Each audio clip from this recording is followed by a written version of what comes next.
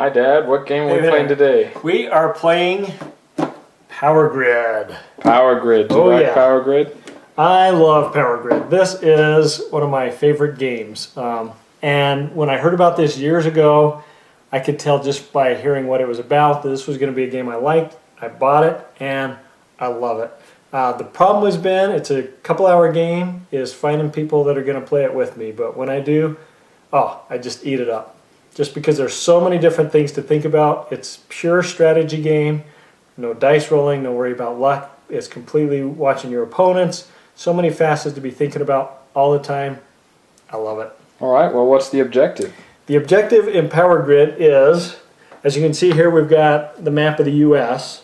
On the back side, we've got the Germany map. But the objective is to get some cities out here and essentially being able to power up your cities with power plants that you have purchased along the way.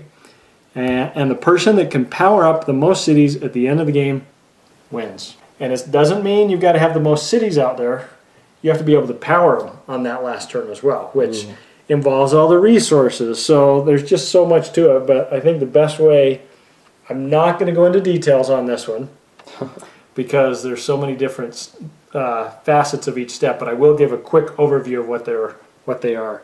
And this, as you can see, as always, handy dandy card. We love this. Our handy dandy turn summary. So, for example, you can see here, I'll show a lot of different facets of it. Over here we have, on this side, is the turn order, which has a big impact.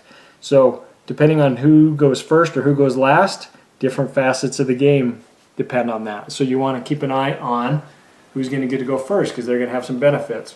Who goes last, they're going to have some other benefits. That's all determined over by here on how many cities you're powering up. So if I've got 4 cities out here, I'm going to be over on 4. Somebody else may have 5 cities, another person may be up to only 3 cities, and they're up to 4 cities with me, for example. So he's going to have first in turn order, I'm going to have second in turn order, and then he will go, and then red would go if we were doing a 4-player game. Number 2 is buying the power plants. The best begins. What it means is whoever's in first place gets to go first, and this is our power plant auction. Look at that. So that's really the first thing you do, and you can see different type of power plants. It tells you different resources needed to power them up. It tells you how many cities they power when they're turned on, which is fantastic. So you're going to first auction these off. The person who gets to go first picks up of the current 4 market which one they want to bid on. And these are done by auction, so people can choose how much they want to spend on them. He may offer this one up for bid, and he will start at number 5. And then if the next person wants to bid a higher at 6 or 7, they bid, and it keeps going around until someone has purchased this. And then you've got your Monopoly money over here to play with, right? Exactly. So you've got all this that you can purchase with. So say I bought that. Then the next thing comes up is, a number 13. Well, all of these shift down, and that goes into the futures market, and it keeps going along the way. So the only ones you can auction from are that top row. That top row, right. But as things get purchased, so maybe this one gets purchased next by a player, next thing that comes up is a 12. Well, that's going to fit right in here. It may, and it'll just keep shifting around. So other beneficial ones are going to come out. Take a look at some of these. So the ones that come out are always going to be numerical. Yeah, Organized. and then they're going to get an order.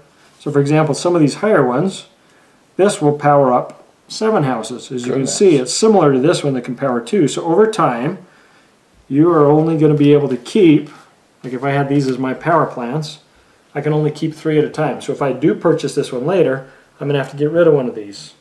So maybe I'll get rid of this one, and that one's out of the game. So I'm going to continue to auction these off. There's all sorts of rules about how that gets done, and you can bid up as high as you want, how those all shift into play.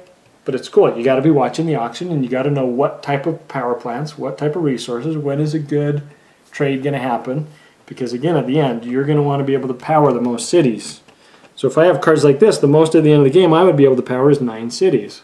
That's not going to win me the game. So I know I've got to plan ahead. All right. Well, let's see how you get cities out there then. Exactly. Well, you're stepping ahead even there. The third phase of the game is to buy resources. So look down here at the resources.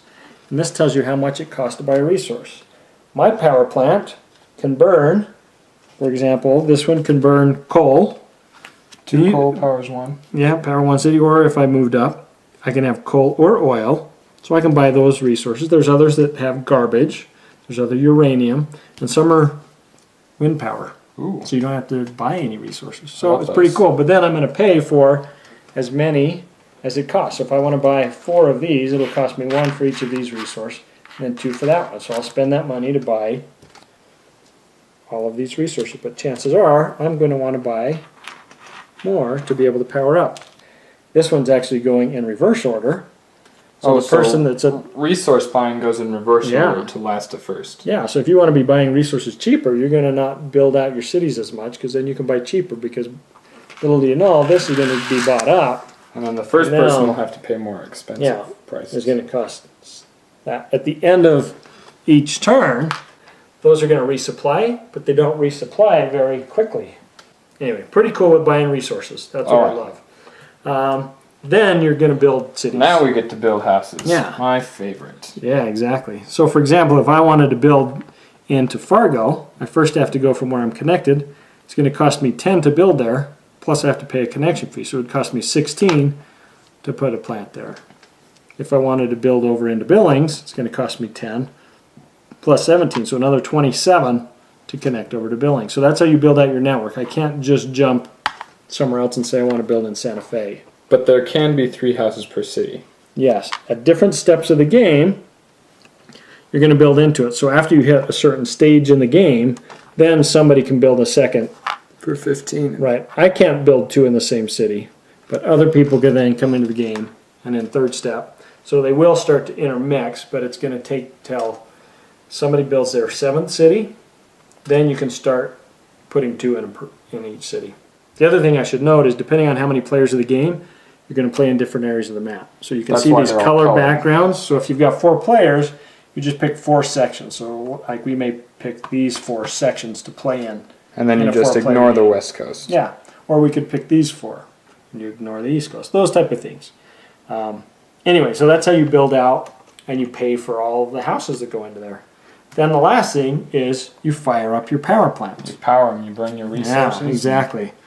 So for example, now I take money. On the back of the turn card, this tells me, depending on how many cities I want to power up, how much money I'm going to make. So Awesome. if I've got this, I've got 6 cities out there, 6 cities would give me 73 Well, electron if you powered if all I 6. power them up. So to power them up, I've got the ability to power 9. I have to power all or nothing. So for example, I will use this one. I can burn these 3 coal, That powers 7 and that cities. powers 7 cities. I can't power just part of it to get parts. You have to burn all 3 to power up 7 cities. But you don't have to use all of your plants. Exactly. So I've got 1 stored for next time. I'm going to have to be buying some resources to fire it up. And then I just don't even fire those up. And then you do it again. So then you take a look and you say, okay, now who's got most cities? You readjust your turn order.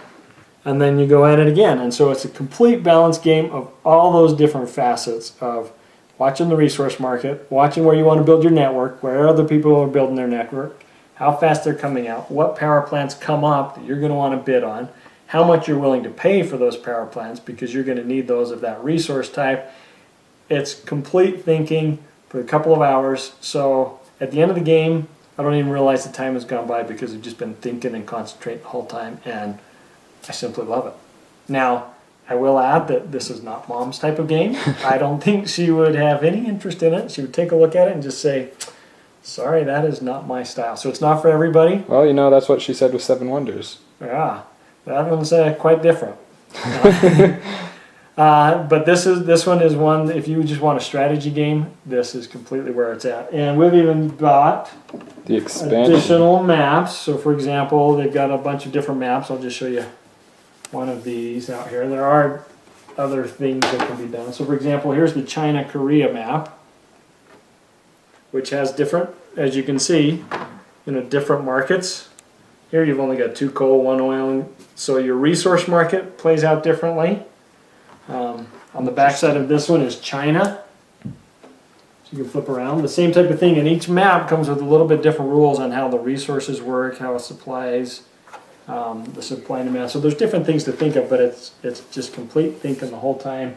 And we have a few other maps that we bought for it too, plus another expansion, one that I think was pretty cool that they came up with. The robot expansion. And this one's for me, so it's robots. So the issue I had before about not having enough people to play it with. So for example, Trevor, if I want to play with you, it's just two of us, there's different dynamics, but we can get the robots. And what robots do are they're like artificial intelligence. They get set up and they are a player in the game, and it's prescribed what they do at each step of the game. And you randomly set up a robot and he takes over a third player or a fourth player. And so that's the way we can add in additional elements and still play with just a couple players and still get some dynamics for the game and being able to watch what they're doing. So I remember when we played that at like 1 in the morning and we were laughing really hard because it kept buying all the crappy power plants. yeah, sometimes those robot rolls, but that's another thing you got to think about is, okay, watch what he's doing, what he's about to do, and then play it out. This is one of those games that I just love it. Eat it up. All right. Well, what would you rate it? Well, this one's a 5 on my book. So 5. I love it. Yeah. Ding, ding, ding. All right. Well, thanks, Dad. You bet. I'll see you later.